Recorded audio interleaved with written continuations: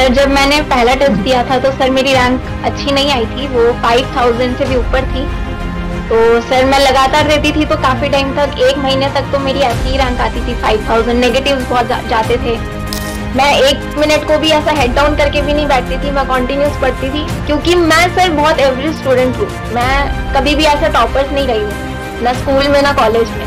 तो मुझे पता था जितना बच्चे जो टॉप बच्चे हैं वो जितनी मेहनत करेंगे, मुझे उनसे डबल मेहनत करनी है।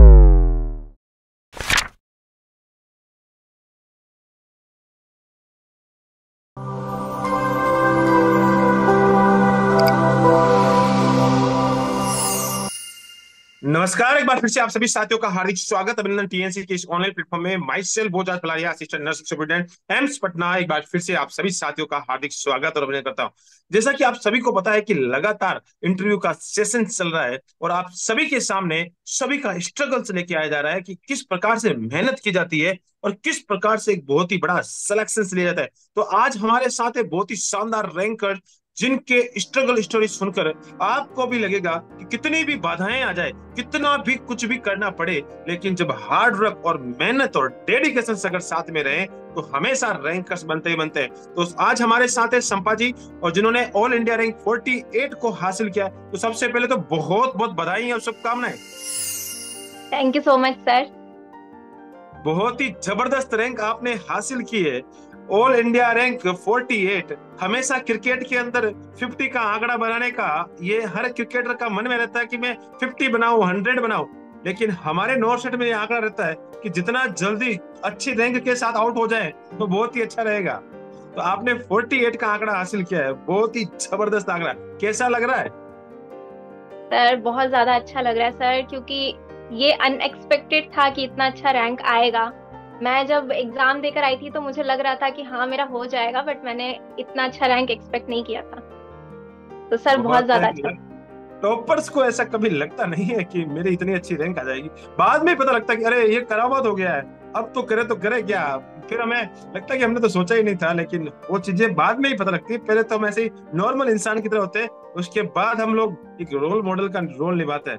तो आज बात करते हैं आपसे, बहुत सारी चर्चा करने वाले हैं, आपके संघर्ष के बारे में जानने वाले हैं, साथ ही साथ आपकी स्ट्रगल्स स्टोरी के बारे में जानने वाले हैं और किस प्रकार से आपने मेहनत की वो जानने वाले हैं। तो आज के इंटरव्यू की शुरुआत आपके अपने इंट्रोडक्शन से।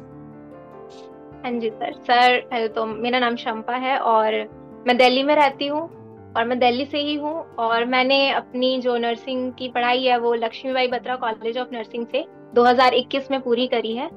और सर उसके बाद सर मेरा शुरू से था कि मैं नॉर्थ सेट की तैयारी करूंगी, पर एक्चुअली क्या हुआ कि सर 2020 में मेरे फादर की तबीयत खराब हो गई, और जैसे ही मेरा कॉलेज खत्म हुआ तो मेरे फादर एक्सपायर भी हो गए। हाँ जी सर। तो सर जैसे मेरे फादर एक्सपायर हो गए तो मेरे को अपना प्लान ड्रॉप करना पड़ा, और फिर मैंने सर 1 साल जॉब करी।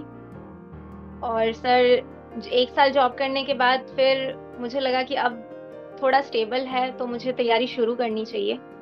फिर मैंने नॉर्थ सेट की तैयारी शुरू करी। ओके, मैं थोड़ा सा आपको बीच में थोड़ा सा यहाँ पे रोकना भी चाहूंगा। जैसे कि आपने बताया कि मेरे साथ बहुत ही बड़ी अनहोनी हुई है, और ये एक बेटी के लिए बहुत बड़ा दुख होता है, और वो चीज मैं समझ सकता हूँ, आपकी भावनाएं समझ सकता हूँ। लेकिन उसके बाद आपने अपना जो प्लान है अपने घर की कंडीशंस के हिसाब से आपने मॉडिफाई किया कि भैया नहीं, मुझे घर की बेटी होने के नाते मुझे बिल्कुल पहले जॉब करनी चाहिए, और आपने जॉब किया। उसके बाद आपको लगा कि नॉर्थ सेट के लिए तैयारी करनी चाहिए। ये तैयारी, नॉर्थ सेट की तैयारी आपके मन में कब से आ गई कि अब मुझे नॉर्थ सेट की तैयारी स्टार्ट कर देनी चाहिए? सर जब मैं जॉब कर रही थी तो मेरा जॉब टाइम पीरियड भी कंप्लीट होने वाला था। तो सर मुझे लगा कि अब तैयारी शुरू कर देनी चाहिए, क्योंकि मेरे जो बैचमेट थे सर वो सब एक के बाद सब लोग नॉर्थ सेट क्लियर करके जा रहे थे, तो मुझे उनको देख के लगता था कि मुझे भी करनी चाहिए सर। ओके, जब आपने ये तैयारी शुरू की तो सबसे पहले जो स्टार्टिंग है वो किस प्रकार से स्टार्टिंग कर दी कि हाँ अब मुझे मैंने नौकरी भी रिजाइन कर दी है, अब मुझे नॉर्थ सेट निकालना है, तो उस शुरुआत कैसे की? सर एक्चुअली मेरे साथ कुछ ऐसा भी हुआ, जब मैं जॉब कर रही थी अपना तो मैं बहुत ज्यादा डीमोटिवेटेड हो गई थी उस टाइम पे। मतलब मैंने उम्मीद छोड़ दी थी कि मैं कुछ करूंगी भी, आगे कुछ पढ़ना है, कुछ करना है। वो स्टोरी सर थोड़ी पर्सनल है तो मैं यहाँ पे शेयर नहीं करना चाहूंगी, बट वो मेरे लिए बिल्कुल ही लाइफ चेंजिंग था। तो मैंने उसके बाद छोड़ दिया था कि मेरे से कुछ नहीं होगा। फिर सर मेरे जो फ्रेंड्स है, मेरी फैमिली है, सबने सपोर्ट किया मुझे। उन्होंने बोला कि नहीं, जो तुम्हारा प्लान है वो करो तुम। फिर सर मैंने जनवरी से शुरू किया कि मैं तैयारी करती हूँ, मैंने बुक्स लिए।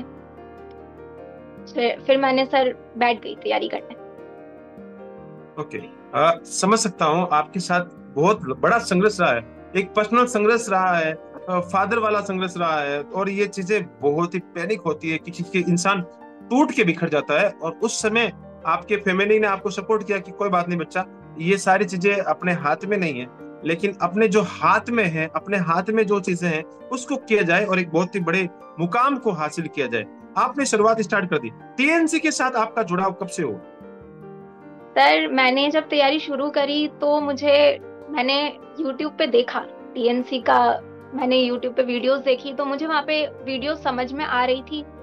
तो मैंने सोचा कि मैं टीएनसी का प्लान लेती हूँ, मैं टीएनसी के साथ पढ़कर देखती हूँ कि कैसा। तो मैंने टीएनसी का जो है प्लान लिया, कंप्लीट प्लान जो है उनका, उनकी मैंने सारी वीडियोस देखी, सारे मैंने टेस्ट सीरीज देखे उनके। मतलब मैं लगातार उनकी टेस्ट सीरीज देती थी, जो भी सुबह शाम वो टेस्ट सीरीज प्रोवाइड करते थे मैं लगातार देती थी, मेरी रैंक भी आती थी उसमें। तो मैंने टीएनसी को कम्प्लीटली फॉलो किया। Okay, good. आपने चुनाव किया कि भैया अब किसको चुनना चाहिए। जहाँ आपने टीएनसी से सारे वीडियोस देखे होंगे, सब जगह के देखे होंगे, और उस समय आपको लगा कि यार मुझे टीएनसी के साथ आगे बढ़ना चाहिए, और आपने टीएनसी के ऊपर भरोसा किया और आपने कंटिन्यूसली आगे बढ़ने का प्लान बनाया। टीएनसी के पूरे वीडियोस आपने कंप्लीट, फुल थ्योरी कोर्स को कंप्लीटली आपने लिया था, पूरा कंप्लीट कोर्स वीडियो, और साथ ही साथ टेस्ट सीरीज को कंप्लीटली देख रहे थे। तो मैं यहाँ आपसे सारी चीजें, थोड़ा सा मैं भी इमोशनल सा हो रहा हूँ, लेकिन मैं आपसे बहुत सारी चीजें पूछना चाहूंगा कि इस समय जब आप वहां से कंटिन्यूसली चल रहे थे लाइफ के अंदर, तो टीएनसी के जो वीडियोस आप कंटिन्यूसली फॉलो कर रहे थे, कैसे लगे? सर टीएनसी के वीडियोस एक्चुअली हम जैसे एवरेज स्टूडेंट के लिए बहुत अच्छा है, क्योंकि वो लोग बेसिक चीजें क्लियर करवाते हैं पहले तो। क्योंकि काफी चीजें ऐसे होती है कि हमारा बेसिक क्लियर नहीं होता और हम बड़ी चीजें पढ़ने लग जाते हैं। तो उन वीडियोस को देख के ऐसा नहीं लगा कि ऐसा कुछ है, बेसिक चीजें बहुत अच्छे से क्लियर करवाते हैं, और एक सिंपल लैंग्वेज में वीडियो होती है तो वो बहुत अच्छे से समझ में आती है। गुड, बहुत ही अच्छी बात बताइए आपने वीडियो कोर्स के बारे में कि सिंपल लैंग्वेज होना बहुत ही ज्यादा जरूरी है, और बच्चों के साथ एक बच्चों की तरह दोस्त बन के पढ़ाना बहुत ही जबरदस्त होता है, और तब जाके समझ में चीजें आती है। अब मैं आपको पूछना चाहता हूँ कि जब आपने टेस्ट देना शुरू किए थे, तो टेस्ट के अंदर सबसे पहली रैंक आपने जब एग्जाम अटेंड किया था, क्योंकि टीएनसी हमेशा फर्स्ट डे से ही आपको स्टार्ट कर देती है कि भाई आप टेस्ट देना शुरू कर दीजिए, कभी ऐसा नहीं बोलते कि पहले कोर्स कीजिए उसके बाद आप टेस्ट देना शुरू कीजिए। और मेरा तो हमेशा ये मानना है कि जो बंदा ऐसे बोलता है कि पहले थ्योरी पढ़ो उसके बाद टेस्ट देना, वो तो सबसे बड़ी बेवकूफी होती है। और सबसे अच्छी बात तो ये होती है कि आप पढ़ते रहिए थ्योरी, साथ में टेस्ट देते रहिए। तो आपने पहला टेस्ट जब दिया था तो कौन सी रैंक आई थी? सर जब मैंने पहला टेस्ट दिया था तो सर मेरी रैंक अच्छी नहीं आई थी, वो 5000 से भी ऊपर थी। तो सर मैं लगातार देती थी तो काफी टाइम तक, 1 महीने तक तो मेरी ऐसी ही रैंक आती थी 5000, नेगेटिव्स बहुत जाते थे। और फिर सर मैंने क्या किया, मैंने सर एक मिस्टेक बुक बना ली थी अपनी। मैंने एक मिस्टेक बुक बनाई, तो मैं जो रेगुलर टेस्ट देती थी, जो जो क्वेश्चन मेरे गलत होते थे और उनके रैशनल आते थे एक्चुअली नीचे लिखे हुए, और उनकी वीडियोस भी आती थी, तो मैंने मिस्टेक बुक में सारा नोट डाउन करना शुरू किया। और फिर मैं डेली उसी को पढ़ती थी। जैसे ही मुझे टेस्ट देना होता था तो सबसे पहले मैंने अपना मिस्टेक बुक निकाला, उसको रीड आउट कर लिया, देन मैंने टेस्ट दिया। फिर सर धीरे धीरे इम्प्रूवमेंट होनी शुरू हो गई थी, रैंक जो थी वो कम होनी शुरू हो गई थी, 5000 से थोड़ी नीचे आई, थोड़ी नीचे आई। इवन सर जब मेरा नॉर्सेट 5 का जो मेंस था उसके बाद मेरी रैंक बहुत ज्यादा अच्छी आने लगी थी, मतलब 49 तक 50 तक मेरी रैंक्स आती थी। Good good good good. यानी आपकी मेहनत अब सफलता की ओर बढ़ रही थी और आप लगातार वहां से आगे की ओर बढ़ रहे थे। जब आप सफलता की ओर कंटिन्यू। सर एक चीज मैं और हाँ, बोलना चाहूंगी। मैं एक्चुअली अवधेश सर की बहुत बड़ी फैन हूँ। मैंने मॉक से पहले जो ये नॉर्सेट 5 का जो मेंस है उससे पहले मैंने सर की वीडियोस देखी थी। तो सर मैं एक्चुअली, मेरे पास सॉन्डर्स की बुक है लेकिन मॉसबी नहीं है, तो मैंने ओबीजी की जो जितनी भी क्वेश्चंस उन्होंने सॉल्व करवाए वो सारे मॉसबी के क्वेश्चन थे, उन्होंने पूरे 300 क्वेश्चन सॉल्व करवाए हैं। तो सर उन वीडियोस को देख के, उन क्वेश्चन को देख के मुझे ये लगा कि सर ऐसे पढ़ाते हैं कि तुम्हें पता चल जाएगा तुम्हें क्वेश्चन को कैसे सॉल्व करना है। और सर जितने भी ऑप्शन है, चारों के चारों ऑप्शन को बहुत अच्छे से समझाते हैं। ये नहीं कि सिर्फ एक ऑप्शन को बता दिया उन्होंने जो सही है और छोड़ दिया। वो सारे ऑप्शन को अच्छे से बताते हैं और वो क्वेश्चन को समझाते हैं कि तुम्हें कैसे क्वेश्चन को अटेम्प्ट करना है। और वो अपने जो 300 क्वेश्चन थे उसमें उन्होंने पूरी ओबीजी को कंप्लीट कर दिया। और उसके बाद मैंने उनके एंडोक्राइन वाले वीडियोस को भी देखा था, जिससे मेरा एंडोक्राइन सिस्टम बहुत अच्छे से क्लियर हो गया था कि आप कहीं से भी क्वेश्चन दे दो और मैं उसको कर लूंगी। बहुत बहुत धन्यवाद, बहुत अच्छी बात बताई है। और ये वीडियो अवधेश सर के लिए डेडिकेटेड आपने किया है, उनको स्पेशली थैंक्स बोला है। बहुत पूरी टीएनसी की टीम मेहनत करती है। और साथ में जैसे आपने अवधेश सर के बारे में बताया, तो वो तो एक मैं बोलूंगा 5 टाइम टॉप रैंकर्स रहे हैं। उनको पता है कि टॉप रैंकर्स कैसे बनाना है, तो उसी हिसाब से वो उसी लैंग्वेज में आपके बच्चों को पढ़ाते हैं। और उन्हीं की मेहनत का नतीजा है कि आज हम सब लोग आज टॉपर्स का इंटरव्यू ले रहे हैं। तो बहुत ही अच्छी बात बताई और बहुत जबरदस्त आपने वीडियो एमसीक्यू के बारे में बताया। टेस्ट सीरीज की आपको मैंने रैंक पूछा, कभी ऐसा लगा कि यार देखो बहुत बड़ी जैसे आपकी स्ट्रगल स्टोरी रही है, एक घर की जिम्मेदारी आपके ऊपर है, उसके बाद आपके ऊपर एक और इनकम सोर्स का भी रहता है कि भैया घर के अंदर जब इनकम सोर्स का नहीं रहता तो बहुत सारी परेशानियां आना शुरू हो जाती है। इन सारों के बीच में आप मेहनत कर रही थी, उसी दौरान कभी ऐसा नहीं लगा कि यार ये सब चीजें छोड़ के फिर से प्राइवेट हॉस्पिटल चलना चाहिए, क्योंकि अभी तो सिलेक्शन हो ही नहीं रहा है, मेहनत तो नहीं हो रही है, तो अब करे तो करे क्या? ऐसे प्रेशर्स बहुत बार आते हैं, मन में ऐसे डाउट्स आते हैं। तो इस सिचुएशन में अपने आप को कैसे एंजाइटी से बाहर निकाला? बिल्कुल आते हैं सर डाउट्स, और सिर्फ एक दिन नहीं आता सर डाउट। जब भी रात को सोने जाओ तब डाउट्स आते ही हैं, एंजाइटी होती है। जब आप तैयारी करते हो तो एंजाइटी होती है। मुझे भी हुआ सर, जब नॉर्सेट 4 में मैं अपनी फ्रेंड के साथ तैयारी कर रही थी। एक्चुअली उसका नॉर्सेट 4 क्लियर हो गया और मेरा नहीं हुआ, तो मुझे लगा कि हाँ चलो अब नहीं हो पाएगा, छोड़ देते हैं। पर सर मेरा ये भी था कि मेरा सिलेबस ही कंप्लीट नहीं हुआ है, तो एक बार तो सिलेबस कंप्लीट करना है और एक बार खुद को वो टाइम देना है कि सर हाँ अब जब सब कुछ हो गया है तो फिर खुद को प्रूफ करो।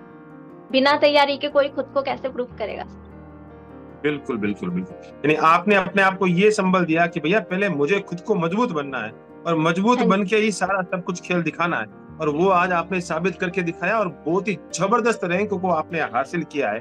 अब मैं आपसे पूछना चाहता हूँ कि जब आप, बहुत सारे बच्चे इस समय पूछ रहे हैं कि इतने टफेस्ट स्ट्रगल के बाद कितने घंटे टॉपर्स पढ़ाई करता था?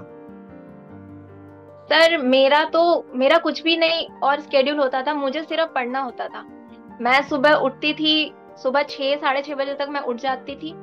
मैं टीएनसी के टेस्ट सीरीज देती थी। फिर उसके बाद मैंने अपना नाश्ता किया। मैं लाइब्रेरी में पढ़ती थी सर एक्चुअली, तो मैं अपना सब कुछ उठा के मैं लाइब्रेरी में ले जाती थी, मैं वहां पर पढ़ती थी। इवन मैं 1 मिनट को भी ऐसा हेड डाउन करके भी नहीं बैठती थी, मैं कॉन्टिन्यूस पढ़ती थी। क्योंकि मैं सर बहुत एवरेज स्टूडेंट हूँ, मैं कभी भी ऐसा टॉपर्स नहीं रही हूँ, ना स्कूल में ना कॉलेज में। तो मुझे पता था जितना बच्चे जो टॉप बच्चे हैं वो जितनी मेहनत करेंगे, मुझे उनसे डबल मेहनत करनी है, तभी मैं वहां तक पहुंच पाऊंगी। तो सर फिर मैंने हार्डवर्क करी और टीएनसी ने मुझे इस चीज में हेल्प किया। आपके सर, मैं रात को मैं जो भी आप वीडियोस डालते थे मोटिवेशन वाले, मैं उनको रात को देख के सोती थी सर, उससे मुझे बहुत मोटिवेशन। और उस समय वो जो मोटिवेशन था वो रियल में बहुत ही जबरदस्त तरीके से मेरे में एनर्जी आती थी और मैं वो बच्चों के साथ शेयर करता था, वो बहुत ही मजा आता था। और वो तो एक बार तो कर दिखाओ कुछ ऐसा कि दुनिया करना चाहे आपके जैसा, और रियल में आपने वो कर दिखाया है। और रियल में आपने आज दुनिया आपको देख रही है, बहुत ही जबरदस्त मोटिवेशन के साथ आपने ये सारी चीजें की।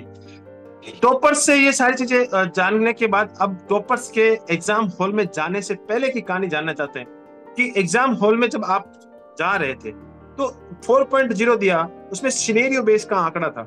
उससे पहले थोड़े दिन पहले प्री और मेंस का झंझला ये जमेला एम्स ने दे दिया कि भैया तुम इस तरह से करना पड़ेगा।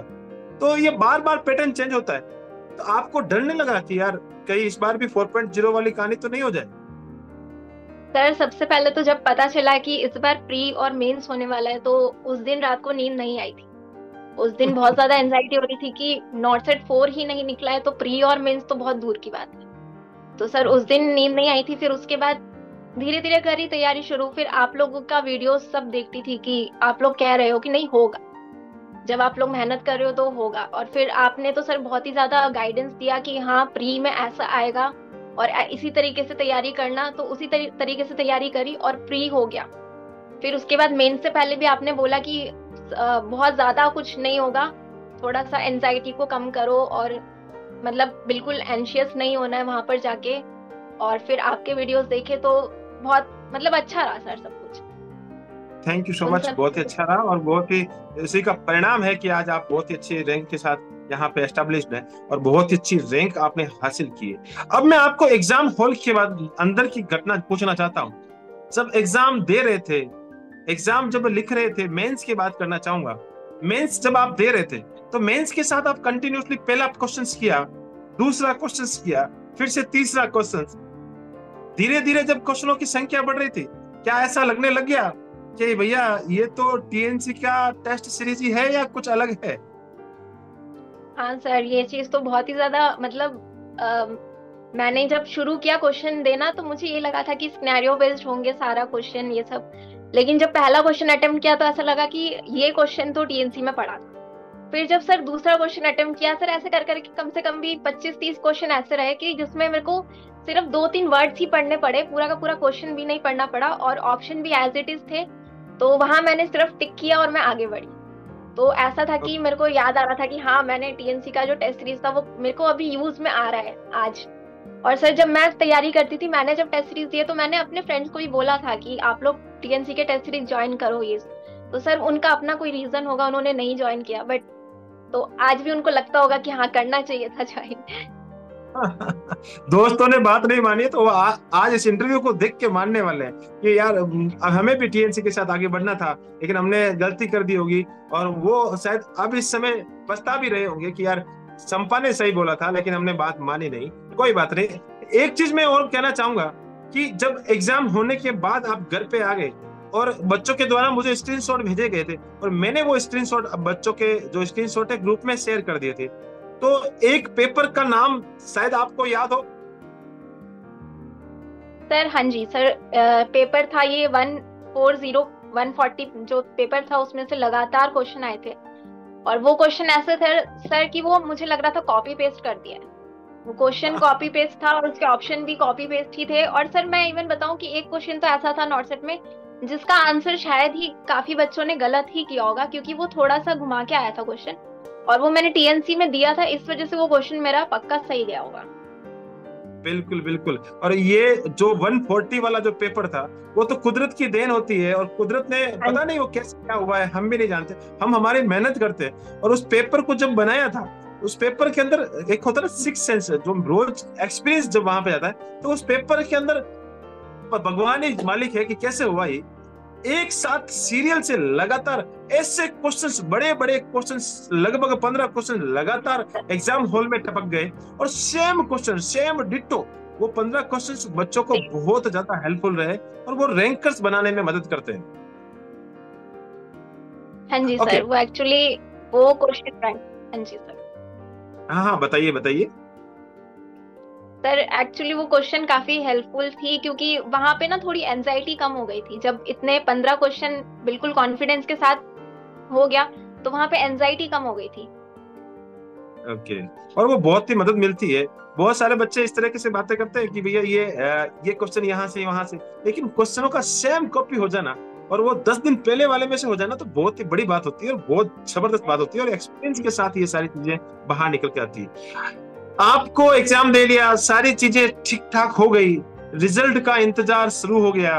क्या लगा कि इस बार संपा 48 रैंक में आने वाली? बिल्कुल नहीं सर, 48 रैंक बिल्कुल एक्सपेक्टेड नहीं था। हाँ लग रहा था कि 1000 तक आ जाएगा, 1500 तक आ जाएगा, बट 48 एक्सपेक्टेड नहीं। बिल्कुल भी नहीं सोचा था कि ऐसा हो जाएगा, लेकिन टीएनसी ने आपके लिए सोच रखा था कि भैया संपा इस बार रैंकर्स बनेगी और इस बार आपने बन के दिखाया। क्योंकि टीएनसी हमेशा इवैल्यूएशन बेस पे चलती है, रिसर्च बेस पे चलती है और अनुभव के बेस पे चलती है।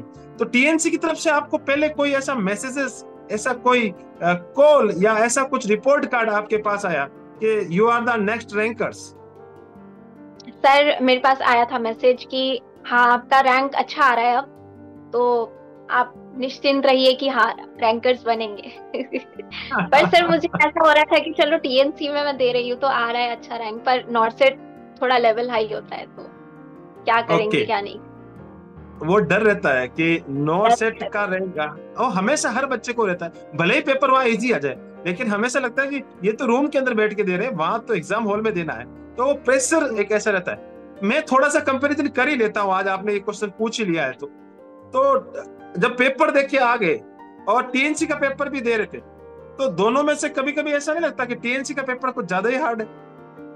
सर टीएनसी का पेपर हार्ड था, क्योंकि सर नेगेटिव्स बहुत ज्यादा होते थे टीएनसी में, और काफी क्वेश्चन मतलब बहुत ही कॉन्फिडेंस के साथ करो तो भी नेगेटिव्स होते थे। और सर मैं एक चीज बताऊं, टीएनसी में मैंने कुछ टॉपिक्स ऐसे पढ़ी है जो कि मैंने कहीं और मतलब किसी वीडियोस में नहीं देखी, तो मेरा कुछ कुछ टॉपिक्स तो टीएनसी ने करवाया कि जो तुम यूनिक टॉपिक्स पढ़ोगे उसमें, तो वो सब तुम्हें कहीं और नहीं मिलेगा।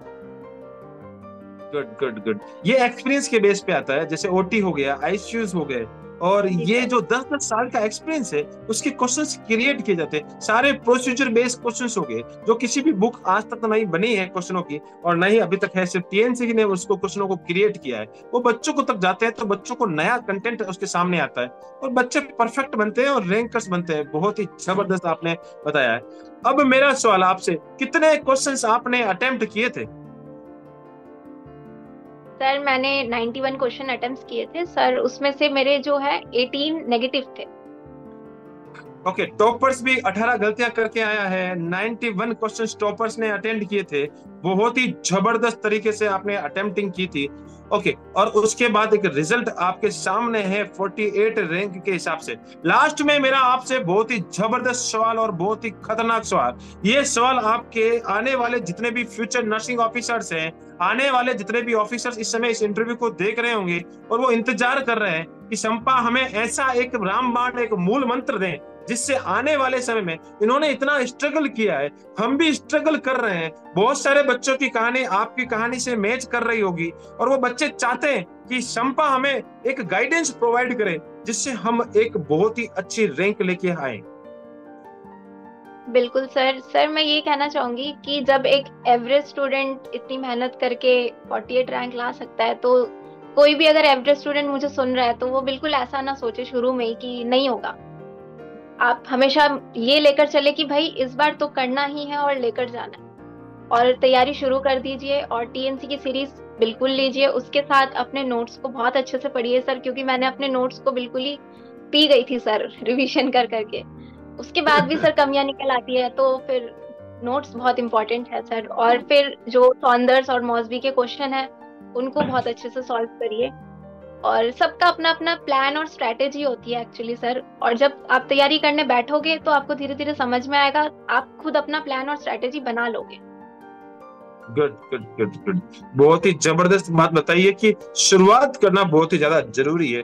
बच्चे शुरुआत में ही घबरा जाते हैं कि यार मेरा होगा या नहीं होगा, और पहले ही सीढ़ी में वो वापस से मूव ऑन हो जाते हैं और उसी वजह से वो पीछे भी रह जाते हैं। जो बच्चा आज तक जिद पकड़ के बैठ गया, मुझे तो चाहिए ही चाहिए नॉट सेट में 100% रैंकर्स बनना है, तो उसको भगवान ने भी तथास्तु बोला है कि बेटा तुझे मिलेगा ही मिलेगा। फुल कोर्स लिया है, उससे नोट्स बनाए हैं, और साथ ही साथ हमेशा जो आपने एग्जाम दिया है वैसे के वैसे अगर बच्चा करेगा तो 101% रैंकर्स बनेगा। इस इंटरव्यू सेशंस को आपने अटेंड किया, अपनी स्ट्रगल स्टोरी के बारे में बताया, बहुत सारे बच्चों को मोटिवेट किया, उसके लिए बहुत बहुत धन्यवाद। आप हमेशा ऐसे ही अपना नाम, अपने माता पिता का नाम, साथ ही साथ पूरे परिवार का नाम, जिस धरती से आते हैं उस धरती का नाम, जिस कॉलेज से आप पढ़े हैं उन सारे के सारे गुरुजनों का नाम, और साथ ही साथ जो दोस्तों ने आपकी मदद की है उन सारे के सारे दोस्तों का नाम, और साथ ही साथ टीएनसी का नाम हमेशा रोशन करते रहें। जय हिंद, जय भारत, वंदे मातरम। Thank you so much.